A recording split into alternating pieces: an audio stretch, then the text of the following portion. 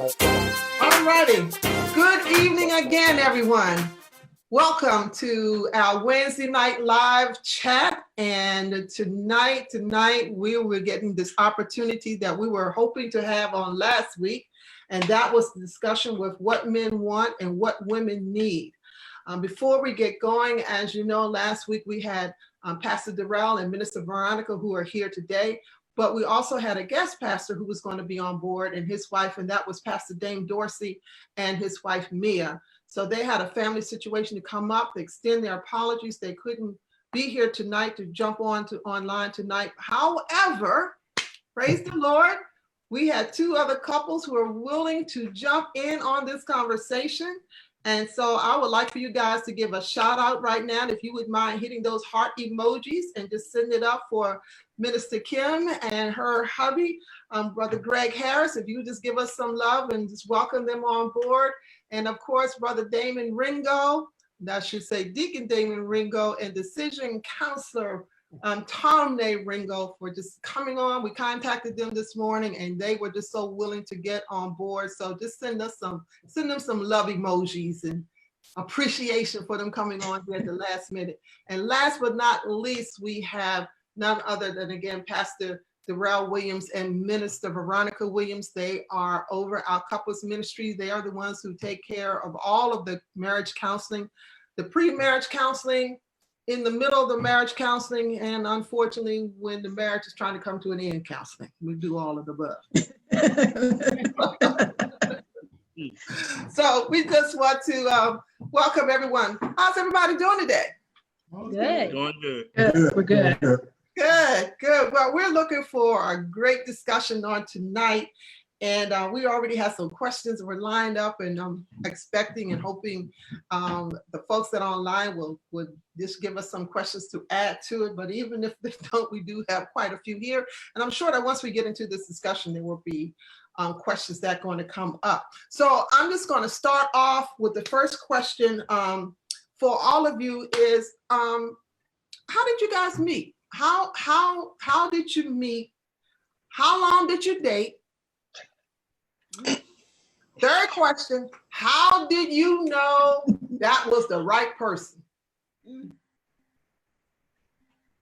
good. Start with you, Pastor Darrell and Mr. Veronica. I'm gonna give the other two some time to process that. All right, so we have been married for 21 years. We started off actually as a long distance relationship. It was about the year 1996 before I was going to Korea, which is really weird how God works. We were friends. We went to the same middle school and high school, but we did not date, just knew and hung out in the same circle. And we were doing a lot of phone calls prior to me going to Korea. And it was just amazing how God kept showing me like, okay, this could be something a little bit more serious here.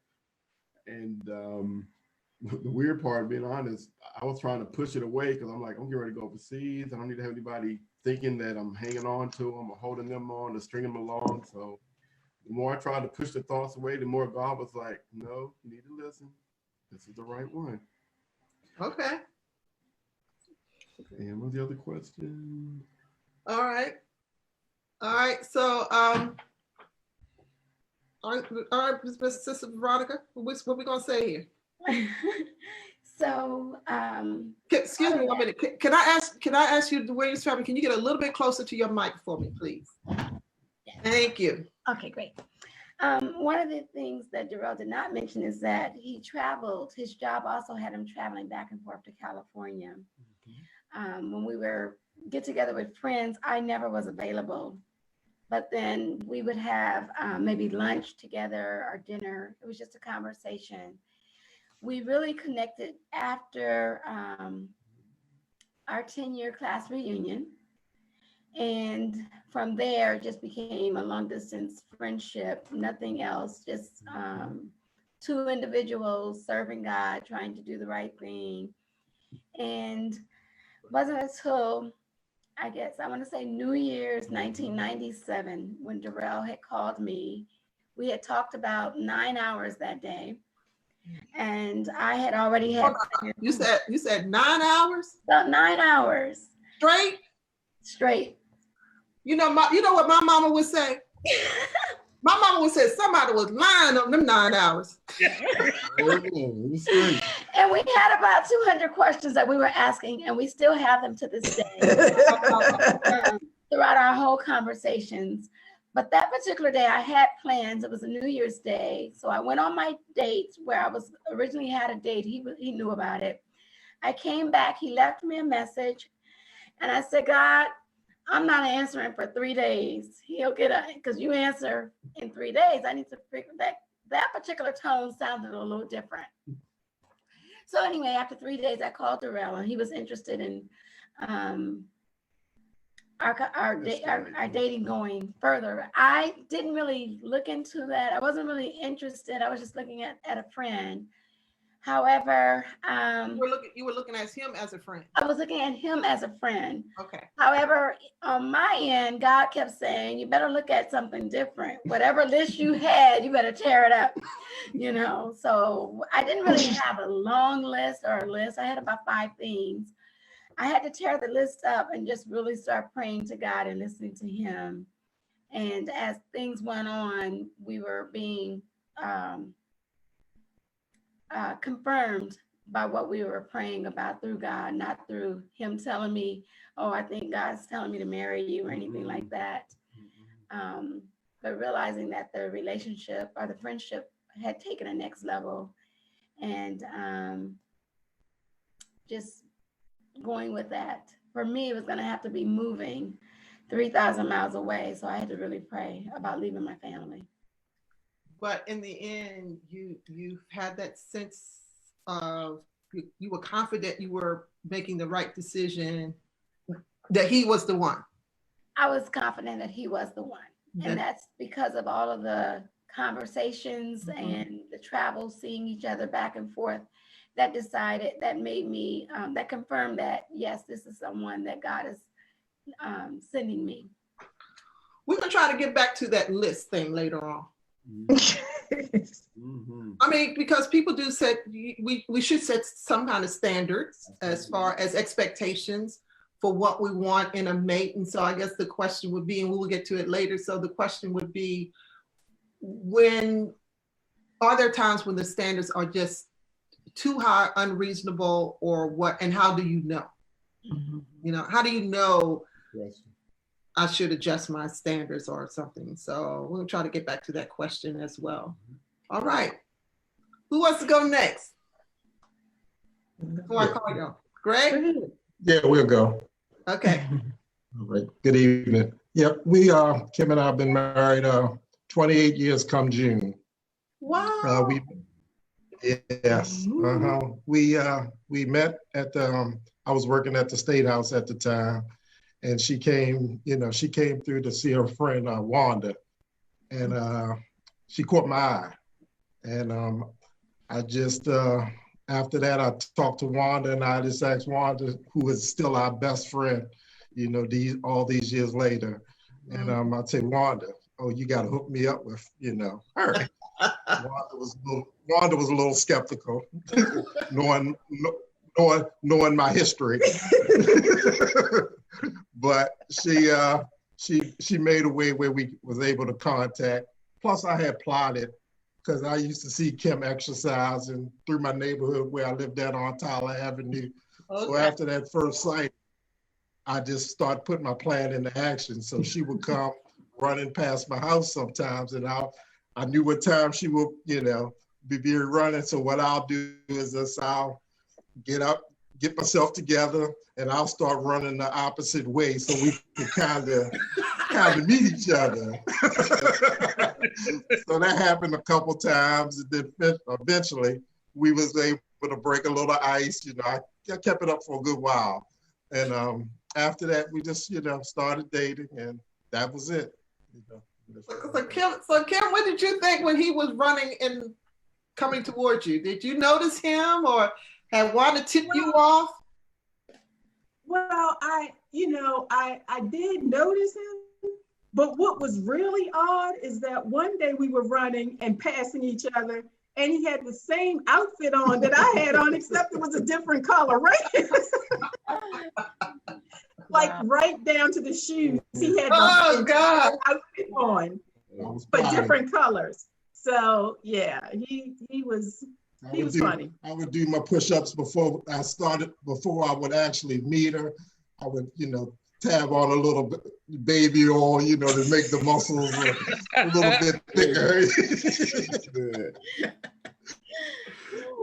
Well, clearly it worked. That's right.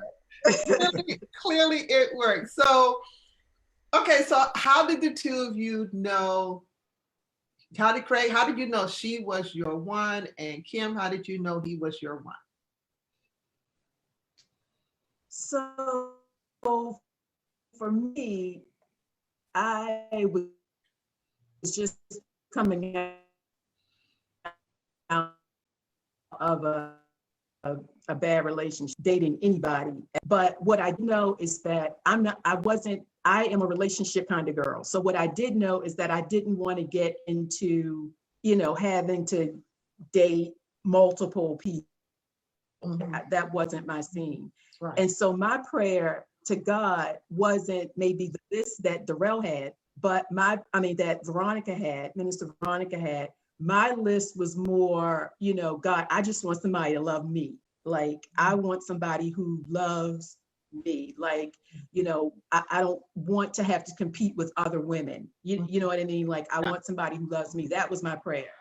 I didn't really have a whole lot of other specifics in there, but that was at the top of the list. So when I met Greg, in addition to, how he treated me, I looked at how he treated his son, and I looked at how he treated my son. And to me, that meant a lot, because when I finally broke away from the relationship that I was in, my son was 3 years old and very close to his dad. So it was important for me that whoever I met, they needed to be able to, accept my child. And was with my child was just kind of like, we went through, some as, people who were trying to get to know each other do. But ultimately, I felt that, we were I was with who I was supposed to be with. Mm-hmm. Gotcha. All right. You, Greg? Yeah, I knew Kim was the one, but honestly, I came into the relationship. I had some unfinished business that I didn't take care of. So I was kind of juggling, and I had to grow. So I had to grow into my relationship. So as I grew, I started growing, and I found out the type of woman that Kim was, and the type of guidelines she had, that I couldn't, straddle the fence here. Right. So there were some things that I had to, eventually give up. And, I went into my marriage drinking. Mm-hmm. So I had to give that up because, she just didn't tolerate it. And infidelity, I was being a little promiscuous. So not a little, but I was out there. And I had to really, understand the woman that I had. And I had to also, come to my bottom. I had to come to a point where, I was like, look, God, whatever I need to do. Just tell me what I need to do so I can keep this woman. So that's pretty much it. I had to grow into my marriage. And it took several years. But she stood by me. That was the thing right there. So once I knew she would stick by me through thick and thin, don't do it again. But I knew she, right, just for me. Yeah. Right. So that's real talk right there. And just the growing. One of the questions, because you really just hit on it, that came up is how do two become one? Mm-hmm. And it's a process, is both, practical and positional. You know, once you say I do at the altar, then in the spiritual realm, you are one. But then on the practical side, you got to work on that oneness, and it doesn't happen overnight. And that's where a lot of people get lost and get hung up, and where relationships sometimes do not succeed because they don't understand that process of becoming one. And becoming one, you have to deal with a lot within yourself individually and coming together as a couple. So that spoke a lot. And we're probably gonna hit back on that one too. I just want to get to the Ringos, just to see how, you know, what Damon did to catch Tomnay's eye, because he did something. We actually met at his sister's wedding. Oh. I was actually in his sister's wedding. I was a bridesmaid. And when we were, you know, having the receiving line, he came up to me and he was like, "How you doing, Maria?" I never met him before, never seen his face, didn't know who he was. So it kind of freaked me out because I didn't know how he knew my name. But later to find out, my sister-in-law, she actually had a picture of me. Me and her took a picture together on her refrigerator. And he was scoping me out, asking questions about me and, you know, who I am and all this and that. So we talked a minute, you know, at the reception, but we didn't continue after that. It was like for a year, like that we had actually got back together. He called me, and we, not 9 hours like Pastor Darrell and Minister Veronica, but we were on the phone for about 4 hours. Okay. Good conversation, nothing boring, just learning about each other and getting to know our likes and dislikes. And then we dated for a year, and I knew he was the one because he wasn't like, looks wasn't the main thing he was attracted to. I'm not saying I had to walk around the house bummified or anything like that, but he, you know, I could just have my hair back in a ponytail and he would just tell me how beautiful I was, you know. Just simple things like that. He wasn't focused on the appearance of it all. And I appreciated that because previous relationships, they were worried about your hair being done and your nails being done, or, you know, just things like that. And so I just appreciated the fact that he just seen me for what I was, and he loved me. So others you had dated were not concerned about who you were as a person. Exactly. And as a woman, they just were concerned about how you looked on their arm. Exactly. Yeah. Exactly. Wow. Okay. Damon? Oh, she was beautiful. Yeah. When I saw her in the receiving line, she was beautiful. So again, I had some things going on, and you know, we talked for a little while, and like I said, we had a year gap for me to get some things in order. And when we did talk after a year, like I said, it was that 4-hour conversation where I literally just put my cards on the table and said, okay, this is where I'm at, you know, and you know, she told me where she was at with things, and we talked about what we were looking for and some of the things that we went through and some of the things that we definitely wanted to stay away from. And it was kind of funny because I was going to Bethel and she was going to First Christian. But for me, you know, after talking, I realized that Tommy had a child. And for me growing up, I was saying, I do not want no parts of a woman with a child. I just cannot do that because I've always saw it as a lot of drama. And God kept saying, nope, that's the right woman. That beautiful woman you saw, that's it. And I didn't fight it really. We just began to date. We just began to have fun.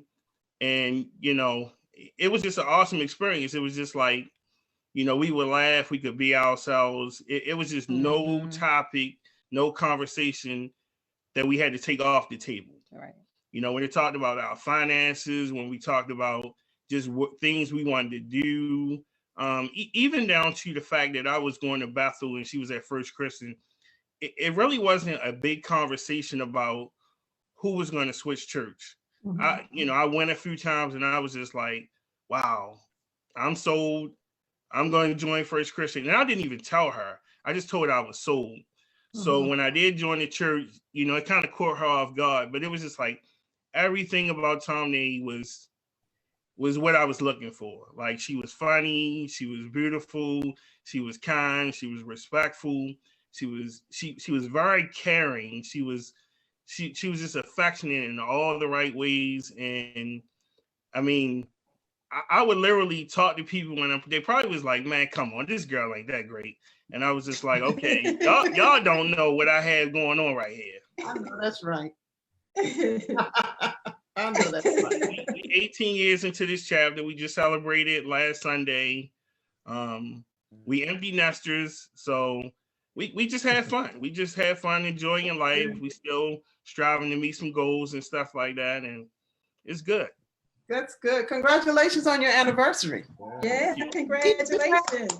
Yeah, congratulations. That's awesome. So we're going to get into some questions here. Let me find my glasses. As we stated, tonight's discussion is around what men want and what women need. And so here's the first question. This is coming out to the men. What is it that you wish women knew about how a man thinks? What is it that you wish women knew how a man thinks? Discussion. Well, one thing that we had learned in one of the couples Bible study books, it was a really good book called Love and Respect by Emerson Eggerichs. So anybody that's out there, if you can go buy that book, Love and Respect by Emerson Eggerichs. Very good book, very practical. And one of the things he talked about, which I really liked, was men want basically, he kind of broke it down to acronym of chairs, but the bottom line is some of the words, and that's basically for women to understand a man's desire of conquest, which is mean, you know, desire to work, respect, very important, especially for males. A lot of times they feel like they don't get enough respect in the world, so you definitely want your mate to be your number one respected person that, you know, behind you. Another thing is space.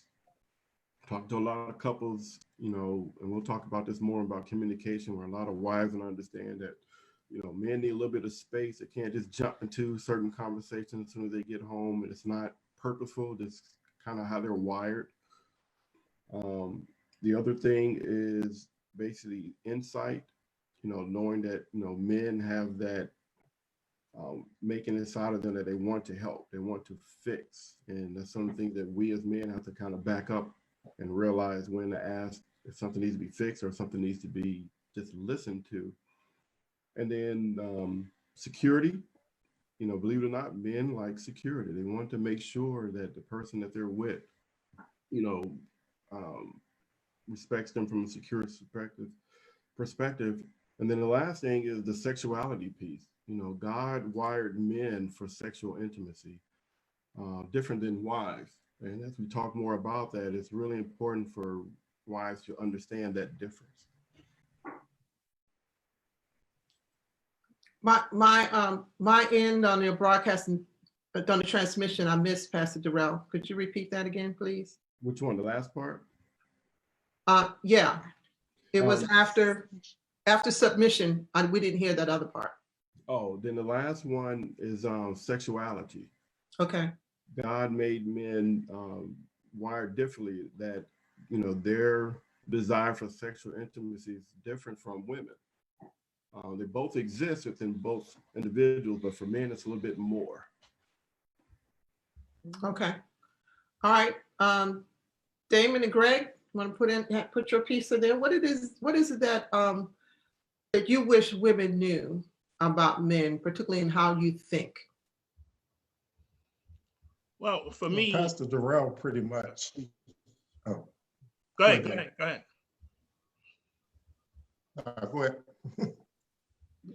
I mean, for me, I just think that communication piece is so important. I just think to be able to just kind of communicate, say what's on your mind, have that good conversation. That is just so important. Like, men want to be heard. They don't want to be heard when it's convenient for the woman. They want to be heard. And Pastor Darrell hit it on the end part. Sex is a part of marriage. And a lot of times, if you talk to couples, that part is missing because they spend so much time not communicating. So by the time it's time for them to put the kids together, wash the dishes, and have some husband and wife time, they're not in the mood for it because they're angry about something. So you have to learn to communicate, to figure out, where your spouse is coming from, where this conversation is going, and how do we get past this, so the next time we have a conversation, we can talk about what the problem is, we can find a solution to it, and we can move on. So when the end of the night come, if the wife or the husband slide their feet over, it's like, don't push them feet back over because I don't feel like being bothered right now. Right. I'm being honest. You don't want to get to that point. So, for a man, all that is important. It is, really is. So, so we kind of jumped around because I need to get back to the women too. And ladies, you can jump in here at any point. So, Damien, you hit something that was on one of the questions that came up. So you were talking about, all of you really were talking about how important it is to communicate. And one thing that you said, that a man wants to be heard, he wants to be understood. But one of the questions that came forth was, how do I get in this case it said my boyfriend / husband to open up to me? How do I get him to talk? Especially, how do I get him to talk about difficult issues? Well, he has, first of all, if this is my perspective, if he's not talking, then he's not comfortable. He don't feel like probably that you're taking him serious, that he probably feel like his concern is not legitimate to you. Like you're just whining, or you just always got something going on. But in reality, that conversation has to happen. So how does she get him to say that? If she doesn't know that he does not feel like he's being heard and he doesn't tell her, how does she find that out? So if you're in a relationship and the two of you haven't decided to put all the cards on the table, then it's never going to happen. You have to put those cards on the table so that communication can open up. Okay. If you not put your cards on the table, it's not going to happen. So you're saying that should start at the beginning of the relationship and lay that down. That's Okay. right. Yes. Anybody want to jump in? What was the question again? I'm sorry. The question was, it was going back with the communication. The question from this lady was, well, how do I get him to open up? How do I get my husband to talk about, to open up and have a discussion? How do I get him to talk about some real issues? Yeah, that's one issue that me and Kim kind of face sometimes, because I don't really like, if it comes down to a crunch thing like bills or something like that, I don't like to talk about it. But, best thing that I can say as far as, something like that is, just, if she brings it to me with like putting me in it, and, because I try my best, and give me a plan and help me, kind of make me feel like I'm, putting some effort into it. I'm a little twisted on this question, how I want to get it out. I just want her to communicate with me, just communicate, and, don't come at me, which she doesn't, don't come at me, this. But if you just come up and say, hey, we need to discuss this, give me some time, Don't come in if I'm coming straight from work or if I'm doing, if I'm looking at a good TV show or something like that. Just, say, hey, we have to discuss this at a later time if it's not good right now, but don't expect, me to just jump right into it if I'm somewhere else, if that makes any sense. All right. And really what all of you were expressing, it takes a lot of work for the beginning, and it's ongoing work. And that's where, again, where sometimes couples can trip up, and that is that ongoing process of learning how to communicate with each other. Because it's like, Greg, what you were saying is, she might want to come to you, talk about bills, but she already know that's something you might not want to deal with right away. So she has to know how to come to you with it. And coming to you with it means don't come to you when you walk through the door from work and ease it up on you at a good time. Am I right? It's learning how to communicate with each other, the approach, and then not nagging because you already feeling some kind of way. You already feeling some kind of way about the bills, and with her asking you about it makes you feel some kind of way even the more, correct? Mm-hmm. Yeah. And so that's why you got to ease up on that conversation. The approach. Yeah, the approach. Right. All right. So I want to talk to the ladies. And what the ladies, I want to go back to you is, where are we here? Oh, okay. What was it that you were looking for in a man? What were you looking for? Like I said before, I wanted somebody that loved me, not me and 500 other women. I wanted somebody who loved my son and could be, a father figure, not take his father's place, but be, a father figure to my son. I wanted somebody who was family oriented, somebody who, made me feel secure in the relationship, somebody who worked hard. And at the time that I met him, I grew up in church, but I didn't really have a relationship with God, an intimate relationship with him. I've been in church all of my life. So I still knew how to pray and those types of things, but I did not have that intimate relationship with God. So that at that time wasn't really, it wasn't like, oh, I want a godly man. That really wasn't on my list of things. Okay. However, after we got together and we got married, maybe about a year or two after we got married was when I joined First Christian. And even when I started going to church, Greg wasn't going with me. I was going, taking my son and going alone. But once, he got himself together, he just kind of followed, started coming. And so that's kind of, I guess not verbally communicating that I wanted a godly man. I know that God knew I guess God knew what I needed. And, he eventually started coming to church, and then, we got stronger spiritually as a couple. Here's the other question, and this is coming from a single woman. If a woman is interested in a man, should she make the first move? Pastor Darrell said. I say no. Veronica said. I say from afar, observe him. See if that's what you really like. You don't want to just go and be, one thing men don't like is about, I don't know how to say it, but. Just go ahead and say it. Don't be so forceful, just let it just naturally happen. But also you can, I guess, flirt or whatever, but I would say no. I say observe that is that individual has the character of the person that you want. Well, let me ask you this, because we might be caught up on semantics. Now, what do you mean by first move, as opposed to, see, what I think the question is by first move, should that woman give some kind of signal to the man that she's interested?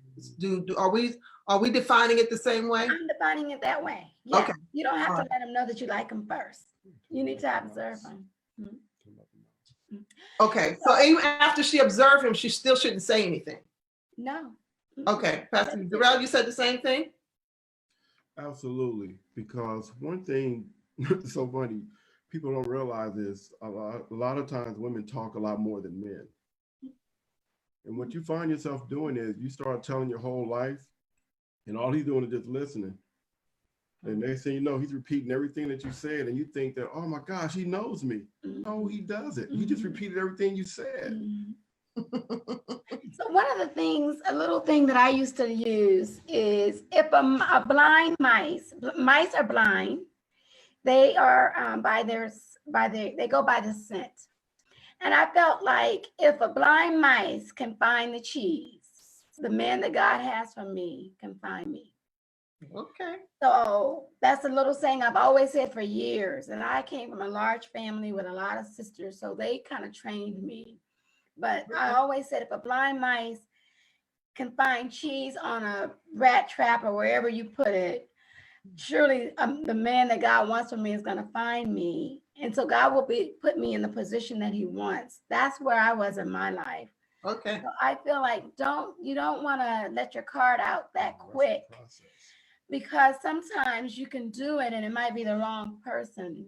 You know, like Darrell said, telling all your business, that's one thing you don't want to do. You want to just start with general conversations. It's nothing wrong with saying hello to see what kind of chemistry or connection is there. But that's what I was kind of getting at. I mean, you can't say that initially. Yes. You know, like, hey, how you doing? You know, and any of the other, you know, Ringos or Harrises, do you have any different viewpoint? I think I agree to disagree a little bit with the Williams, just a little, because it may be a missed opportunity. You know, like, you know, my first impression before I even met Kim at the State House was, you know, I kind of thought she was stuck up. So, you know, I wouldn't have probably said anything to her. So if I had seen her prior to meeting her at the State House, I may have, you know, seen an interest, but, you know, with my thought process was like, well, she, you know, either she ain't gonna pay attention to me, I'm not of her caliber or something like that. So it could have been a missed opportunity in that situation. If you're just saying hello, because sometimes the way you say hello kind of let me know, okay, I can go ahead and take this a little bit further as far as the communication. You know, if it's one of those hellos where she's just like, hello, you know, then I know back off. So, you know, I agree to disagree just, you know, a little bit with the whim, but far as, you know, it could be a missed opportunity, which it would have been if I had met her at the time I seen her at the Classics with Wanda prior to a year or two before. And I told my buddy, because he was going to try to talk to Kim, and I was like, no, man, don't talk to her. She all stuck up. And we joke about it now because now I married her. And he was the best man in my wedding. Facebook they're mixed, and some of them are saying this is 2020. So, you know, why can't the woman shoot her shot? Why can't she just say, you know, hey, not telling all her business, but, you know, like, hey, how are you doing? You know, just kind of letting them know that they have some interest. And then we have some who are like you, Greg, kind of in between that. So that's pretty interesting how it's looking as far as our audience is concerned, that they kind of see it both ways. Kim, you want to say something? Yeah, I'm kind of thinking that it's okay not to, you know, just jump right smack dab into a relationship. But I kind of think that as women, if I can just be transparent, as women, we have a way of kind of letting a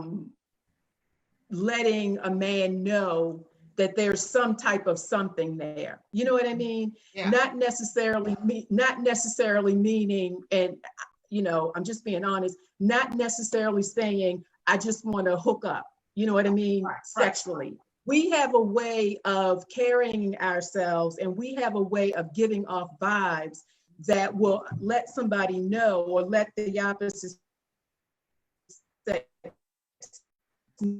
know that there's an interest, but it's not going to happen overnight. A little hello or something like that, just to let them know that maybe you're interested. Because like Greg said, I think if you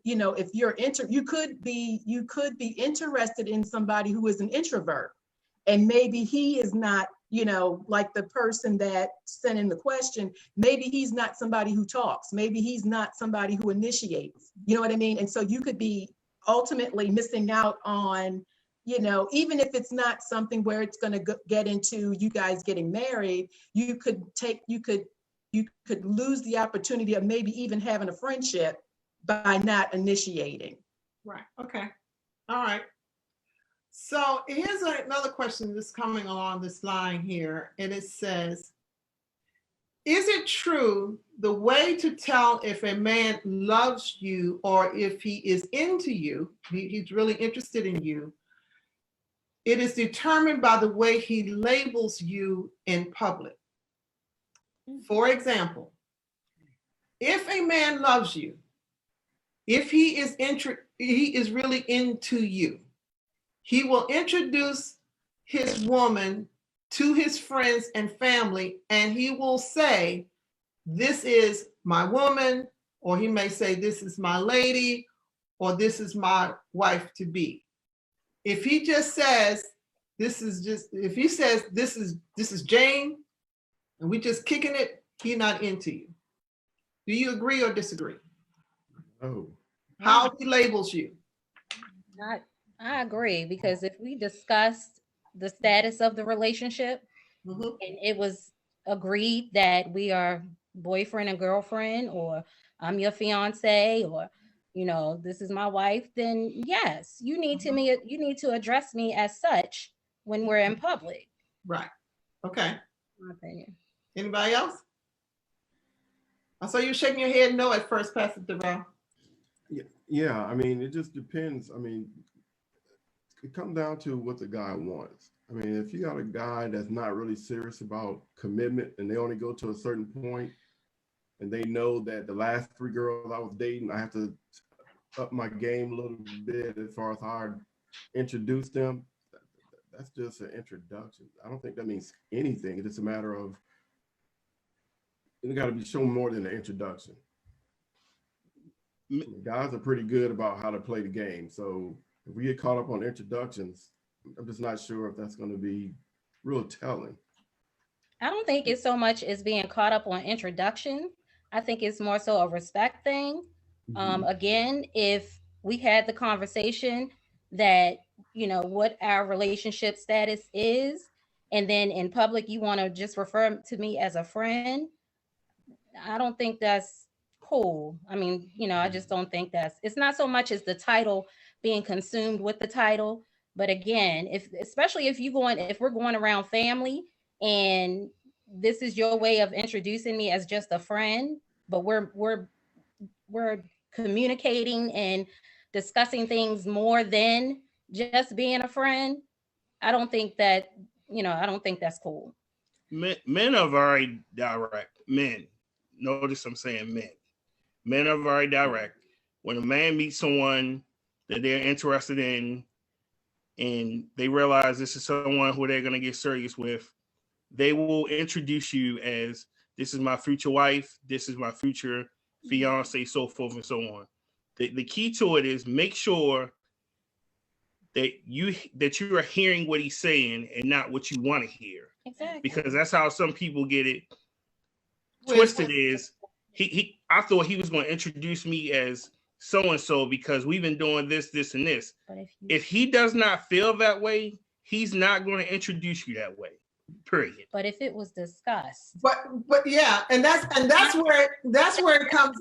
The communication. I get- If you verbally said, and excuse me if I'm cutting anybody off. No, go ahead.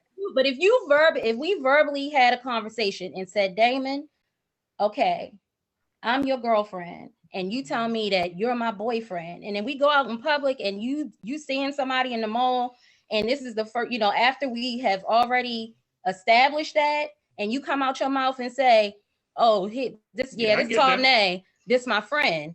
You going out the mall by yourself because nah.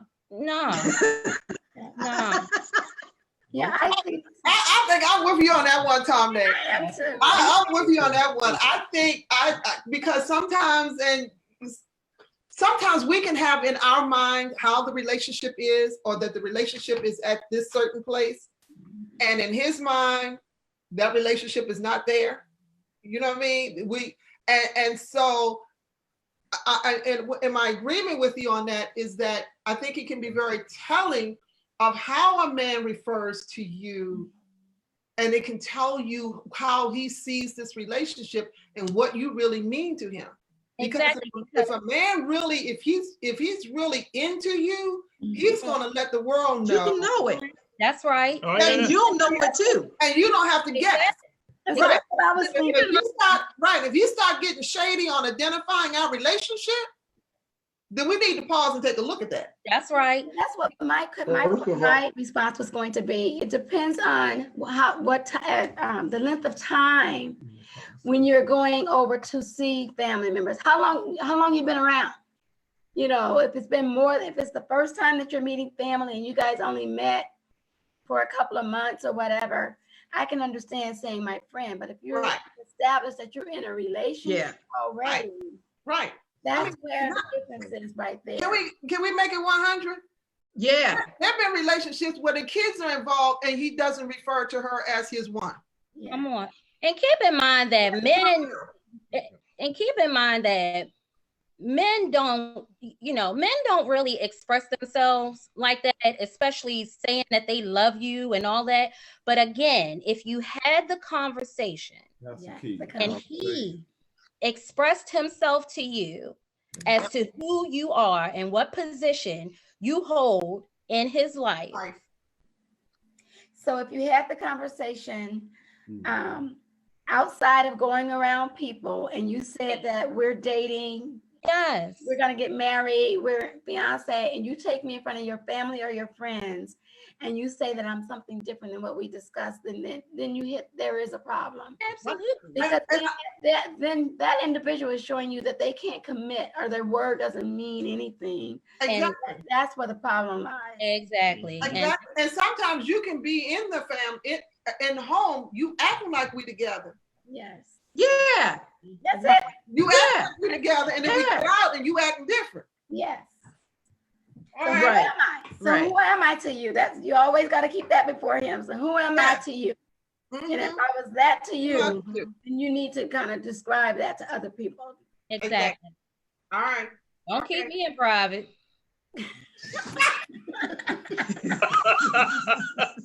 I'm sorry. No, It's true. It's true. oh my goodness. Oh my goodness. Okay, so we got a whole lot here. We're trying to get through it here. All right, I got time. Okay, so let's see where we're going at. So we're dealing with communication, then I'm gonna hit back with the spiritual. Okay, so we're with the communication piece here. All right. Oh no, we're still dealing with relationships. So, how do you deal with retroactive jealousy? And that is your mate feeling jealous, angry, or upset about people their partner once dated or had sex with. How do you deal with that mate who has retroactive jealousy? And we're just dating, or where are we at in the relationship? Right. Well, I'm really just going off with the question. I don't know. So maybe we ask it both ways. Let's ask it as a married couple and then as a single person, because the person didn't indicate. So as a single person, when we come for marriage coaching, that's one of those areas we would identify as a red flag. Okay, put that. Can you get closer to your mic a little bit more? Yes. So if this is a single person, Good. That's good. and one thing we do when we have the pre-marriage coaching, this would be an area that would come up as a red flag. Okay. And one thing we try to share with couples is if you get so many red flags, it's the reason why it's red, okay? Red means stop. I'm serious. If you, to the point where you think, well, you know what, I can change that. That's going to change over time, or he didn't mean it, or she didn't mean it, then you're setting yourself up for long-term failure. You have to watch out for these red flags. So Pastor K, the question is about it having the jealousy of if you know the other person, is that? The question is how to deal with retroactive jealousy. So evidently you're with a mate, and that mate, it doesn't indicate whether they're married or single, so I don't know. So how do you deal with your mate gets upset or angry about other people that you've been with, that you used to date? It doesn't mean that you have any relationship with them now. They're just people who were in your past. You may have had a sexual relationship with them. So the mate that you're with now, beg your pardon? I should say that they're in the past, they're not who he is now. The person now. So they're saying is this right, that it's in the past, but the person they're with has trouble with the people in their past. So then there's an insecurity issues there, because that's going to always come around, whether they, you're going to be whether they work with another person, okay, whether they're opposite sex and they have fun, talk with that work, or you can't be around, you got to be able to give them some space to know other people. But even if it's someone in the past and you're with him, then there's insecurity and trust issues that come out of that. All right. I see, Greg, you're trying to get in on that? Well, yeah. If I'm understanding the question right, the mate wants the other person in the relationship to stop being jealous. Yeah. Right.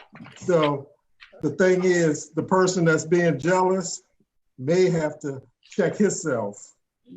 And if he's not, my thing is, if you're doing dirt, you're going to think your mate is doing dirt. Because I came into my relationship, like I said, straddling the fence. So I had a lot of jealousy when Kim would do something out of the ordinary, because I knew what I was doing wrong. So it would make me think, well, if I'm doing it, she's doing it. So maybe that person that's being the jealous one is just trying to find something to make his stuff all right. Yes. Okay. So, and the point that that Pastor Durrell brought up, which is an excellent point, is that it's a red flag. Absolutely. And that's why premarital counseling is necessary, so important. So and I'm very leery of people who don't want to have premarital counseling. Because my question comes up, what is it that you don't want to know? That's right. What is it that you don't want to know? So it's just helps to point out those little red flags, and it's better to find out before you walk down that aisle. My whole thing is, we all come down the aisle with some baggage. Let's try not to let it be a truckload. We can let it out the bag, let it out the suitcase. Yeah. This gotta put it out there, like Dennis said. You put it out on the cards. You deal with it initially. Yeah. And you can handle the rest. So here's the next question. So I married my husband, and that is the other thing. These is a lot coming in from women. I can tell from that. So brothers, we need you to get your brothers, get on the line here. I see some men on the line. We need some of these men get on the line, because there's a lot of the women coming with these questions. Right, we're gonna help. All right, so it said, I married my husband with the assumption that some of his bad habits would change once we were married. They have not changed. How do we work this out? Well, first of all, that whole assumption thing was your problem. You went in assuming. That's right. That's right. That's true. Let's go to heaven together. We all know what happens when you assume. Okay. You know, a marriage is not something that you go into assuming anything.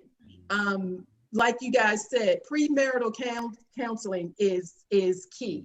That was one thing that Greg and I had, but it was not ongoing like they do at First Christian. Mm-hmm. So no, you don't assume anything. And to think that you can go into a marriage and change somebody, your whole concept of marriage has been distorted, because you cannot change anybody. You can't. And if you go into a relationship thinking that you're going to change some things, you've already set yourself up for divorce. Right. Right. Because it's not going to happen. Yeah, you're it's not going to happen. You are not going to change them.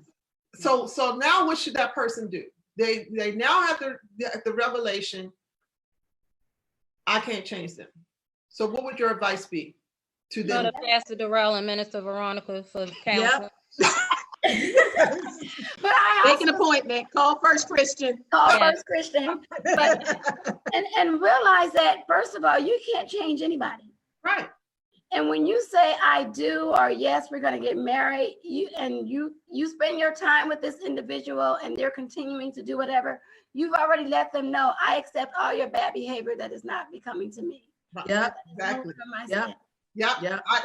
There's a strong decision that has to be made as to you're going to either accept it, or if you don't want to accept it, then you have to make a decision. That is a good point, what you just said right there.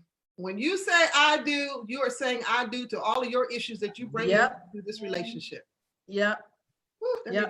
So part of that conversation next could be, if like a couple did come to us and that was one of the things that came up out of it. One thing I would say to the spouse that's doing the accusing is, you guys go back and I want you to allow him to go ahead and make your list of those things that you think are bad habits or whatever. Allow him or her to make their list. And if they say, well, what list? I don't have a list. So you already know we got a challenge there. Right. You only look at one side. Right. Put both lists together, talk about it, because there may be some things that you're doing that person just been accepting and never brought it up. Mm-hmm. And then once you talk about those things, then you talk and say, okay, now out of those things, which ones can actually be changed? Which ones can be changed? And then you have to change it on both sides. Just coming one-sided, just may make that conversation a little more difficult. Mm-hmm. It is. So anybody else want to jump in before I go to the next one? Okay. All right. No, that was good. That was good. That was a good one. Okay, so here's the next one here. If I'm married or dating, can I still be friends with an ex? And are platonic relationships with the opposite sex allowed in marriage?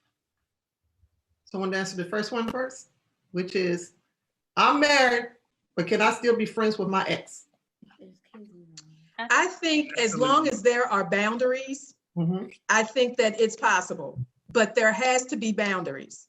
Especially if there are children involved. Kids, yeah. called like kids. Kids.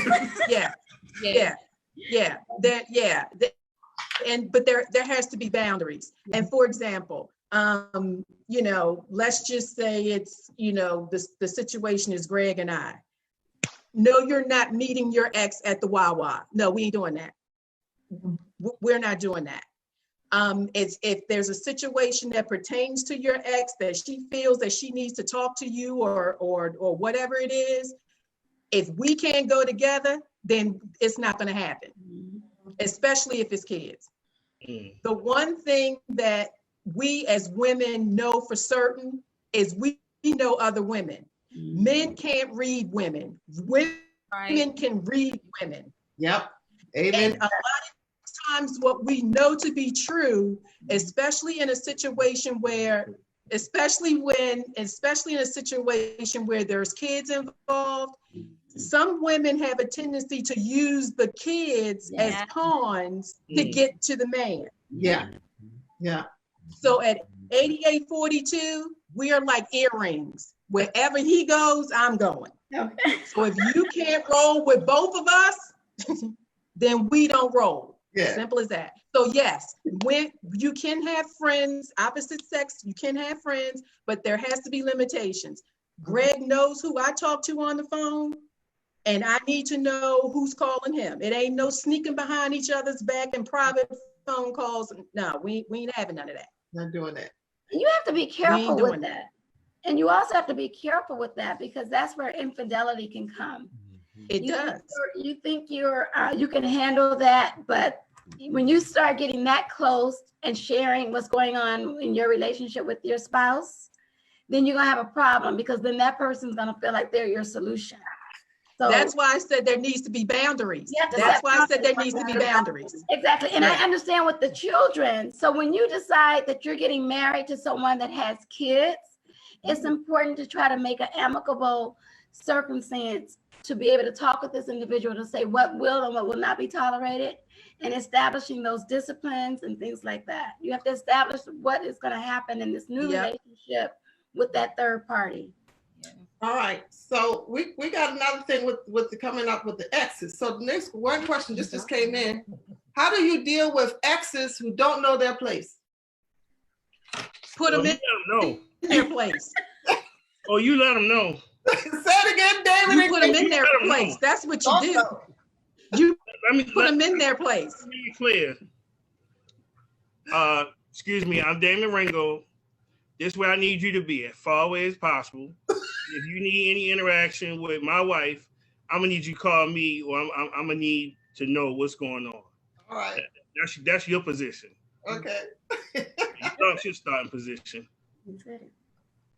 That's And I think it's important too, if it's let's just say, let's just say that it's Greg's ex. It doesn't have the same effect if I'm going back and forth with that person as it does if he were to step up and say, listen, this is what needs to happen. Right. Because a lot of times you find that, the spouse of the ex of the person that you're with, the two of them end up going back and forth, where the person that needs to speak up is the person who this ex was tied to at one point. Yeah. Right. That's where that setting boundaries come at, Mr. Yeah. Yeah. It's all about boundaries. Exactly. You have to put up a united front as a couple to let anybody know. And that's just pretty much, whether it's ex,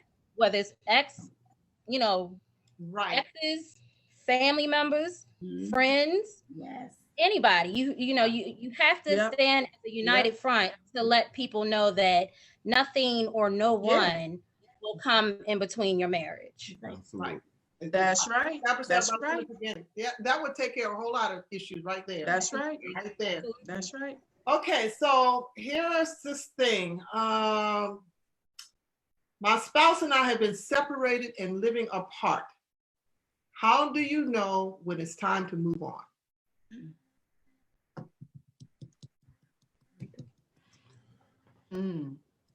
So normally when those individuals come to us, we have found that they already knew that they were coming for us to sign off on.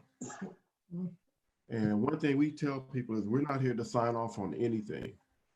We're here to talk to you from a spiritual way as far as the relationship. So even if they came and said we're separated, one question we ask is, did you agree on what time limit you were going to be separated? Did you agree on what was the purpose of the separation? Because if you ever did any of that, then what are you doing? We have to get serious. The relationships are serious. We're not in high school anymore. So you have to make some adult decisions, have some adult conversation about the separation thing.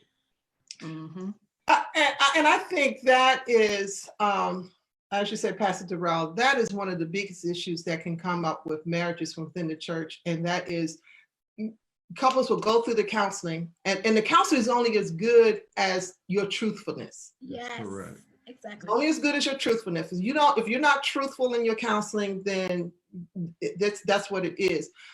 You just don't get what you should be getting out of it. And And you're right. A lot of times people don't take this marriage thing serious. Even as Christians, we figure if it don't fit, don't force it, and I roll on out.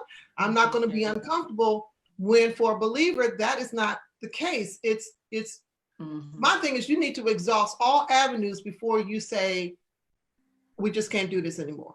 Yep. Right. And part of exhausting that avenue is the same way you had to go through premarital counseling is when you start noticing an issue in your marriage, you should come back to counseling to see if you can work that out. Because you're absolutely right. Most of the time when people are coming back to us for advice or counseling, they're really coming back to say, we've already made our decision. We just want you guys to be in agreement with it. Right. And that's not how that should go.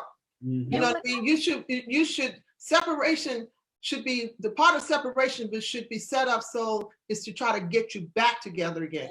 You might have to leave out the home. You might have to go live somewhere else because of whatever's going on. Because sometimes the relationship can become so toxic that if you stay in the house with each other, somebody go kill somebody. You know, you may need to go and live somewhere else, but the goal should be what do we need to do to get back together again. Yes, and it should be an end result. Most people just separate without even saying what or putting a plan together. There should be a plan together, even if it's a toxic relationship. There should be a plan to decide how you're going to get to whatever it is, and especially when kids are involved. You definitely have to do that. Yeah, and the thing of it is, suck up your pride. Yes. Because I don't want nobody to know that, we have an issue. Everybody probably already know anyway. Because you probably sit in a whole different separate seat in church. Right. But most importantly, be truthful to yourself. Yeah, be truthful and be honest. Why are you trying to live? Truthful to yourself. We need some help. Let's work this out. But the bottom line is, do you really want to stay with each other? It takes work. It takes work. And there are a lot of times you may not like your mate. Yes. But you don't mean that you don't love them. You might not like them. You may not like what he or she did, but the bottom line is, but do you love them? Yeah. So. And talking about it, but talking about the situation when it's difficult. You don't just let it happen. You talk about it. You deal with the critical conversation. Yeah. And Pastor K, you made a good point too, because even sometimes in divorce doesn't necessarily mean I didn't love him. Divorce just means we could not come to an amicable agreement on how to divorce and still love each other. That's why it's so hard. Right. Or even in situations where, infidelity takes place. You're so angry because you love that person. That's why it hurts, because you love them. So, it doesn't necessarily mean that because we're separate or because we have separated or we divorced, it doesn't mean that we don't love each other or have love for each other. We just were not good together. Right. And it was going to take work to get yourself back together, and the couple has to be in agreement. And so for the person who did ask this question, should I move on? The question I would ask, have the two of you done everything that you could possibly do to heal this marriage? And if the answer to that is no, we've made no effort, then, you need to go ahead and just cut your losses and move on, because you're not working toward it. Yeah. And especially when the individual doesn't want to go talk to someone, to have a mediator. You need a mediator sometimes because you're not thinking clearly. Yeah. So it's a sure sign as to a hard decision that you have to make when one or both parties decide that they don't want to go seek out help. Right. And then sometimes you run into the situation where one wants to come to counseling, but the other doesn't. Yeah, and the other one does. The other one doesn't run into counseling. So somebody did ask the question, as Christians, should you only seek Christian counseling? My advice to that, I'll just say that right off, only put this out to everybody else. Yes, my advice, if you are Christian, you should go to a Christian counseling, because the Christian counseling understands, or should understand, a good Christian counseling understands it from a biblical perspective, can deal with you not only biblically, but clinically as well. And so you're getting two in one because of how we view marriage. We view marriage as a Right. covenant, not a contract. We Right. view marriage as something that is supposed to Right. last forever. We view marriage as being symbolic of the relationship between Jesus Christ and the church. So therefore, the answer to that, yes, you should go to a good Christian counselor if you can. You should. And go find one. even if the other person doesn't want to go. Exactly, and they can definitely help you with that. So here is we still with the separation thing. So my spouse and I have not been intimate for several years. How can I rekindle our intimacy? I think the key in that Wow. is first, Yeah. you're probably going to have to go through some type of counseling or coaching because there's an issue behind that.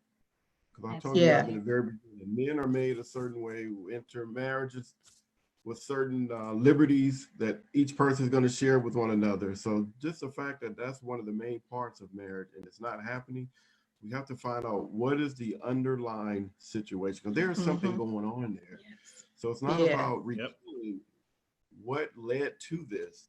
Maybe there was something that was going on that did not come up prior to us getting married, or maybe we talked about it, but it really was not resolved. One thing we always talk to couples about is you have to be careful about a crowded bed. A crowded bed is you have some things that's going on mentally that you never dealt with. And therefore, when you come together as one, you think it's just you and this other person, but there's other issues going on that's all in your bed and it's so crowded, there's nothing happening. That's good. You can say that one more again. The Okay. crowded bed is what? Say Yeah, it. that's good. That was That's good. good. No, it's true. Yeah. Yeah, it's true. That's why it's good. Say it again. Yeah, because people don't realize that it's not about what can I do to rekindle a relationship. There's some underlying issues that really need to be dealt with. And again, we don't know what it could be. I mean, it could be something from molestation and the person thought they were over it, got married, and then those feelings start coming back up. And I mean, it's just so much there. That's why it's so important to go get the right type of help.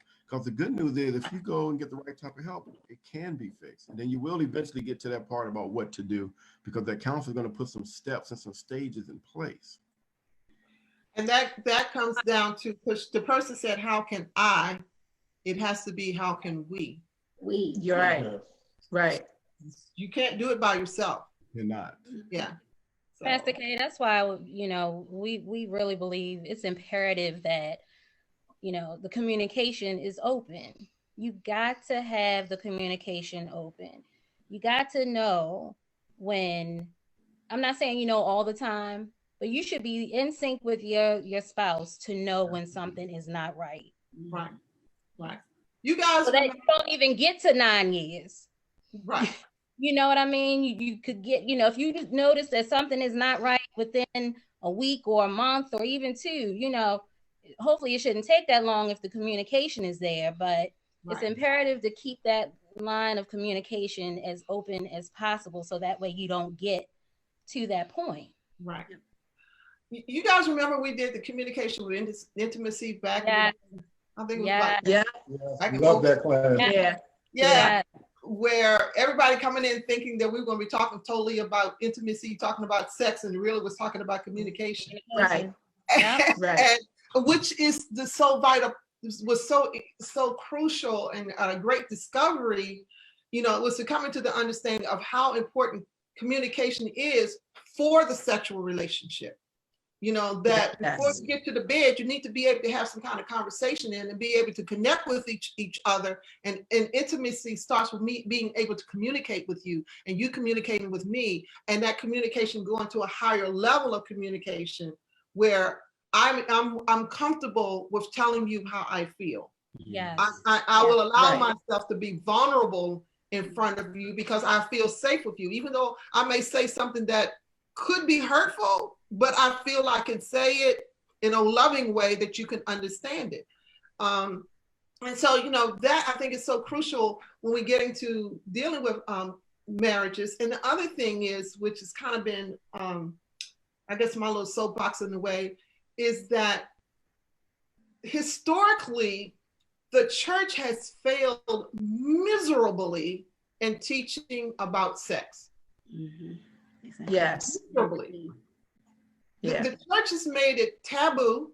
Yeah. It has Yeah. made it to seem as though it is something that the enemy created when God is the one who created it. Absolutely. And because the church has backed off from talking about, and even as we're talking about it now, I can tell you right now, there's some Christians who will be uncomfortable with even saying sex and church in the same sentence. So so Dr. Lehman, out of one of the books that we read, Sheet music. Go sheet buy it. music, by that. But sex glorifies God. So that's Yes. taken on But- one. Yeah. Exactly, and so that's where it gets so skewed, because if the church doesn't teach that, then you come down to relationships like this where we haven't had intimacy in years, and what do we do about it? And like you said, it gets back to what has happened. And to Pastor Darrell's point, something traumatic could have happened to the person. And a lot of times, sometimes when something traumatic has happened, they now equate sex to something evil, which is how the enemy does. Yeah. He gets in it, he makes it look nasty, evil, because of what someone has done to someone else. And now we're going to bring that, as you said, to the marriage bed, and how we're going to deal with all of that. Because it's just been taken, it has been taken out the church, and the church needs to go back and get what God created and teach it in a way, and not in a way that sex is only for procreation, but it's for enjoyment. And it's like you said, It's for enjoyment, and it's not to be withheld. If you think about it, from the Bible, your body is no longer your body anymore. Yeah, it's ministry. Right. That's right. The ministry of presence. That's right. That's right. Right. I want the ministry of presence. So again, I know that's right. recommend I know that's right. Go buy the book Sheet Music, just like a music sheet. Sheet Music by Dr. Kevin Lehman. Great Christian book on sexual intimacy. Sheet music. How to reconnect. How to reconnect. Well, anyway, we still had loads of questions. And I don't know about the schedule. So we still have some more things that we didn't get to. So we need to check the schedule. But if we can work it out, would you guys be available again next week if we need to carry this over? Absolutely. Yes. Yes. Ringos, Harris, are you good? Yes. Yeah. we're good. All right, yeah, because we still have some more that we want to get into, and as you can see, the timeline is just, the Facebook timeline is just lit up over here. There's just so much we need to talk about. But anyway, I just want to thank all of you again for coming on.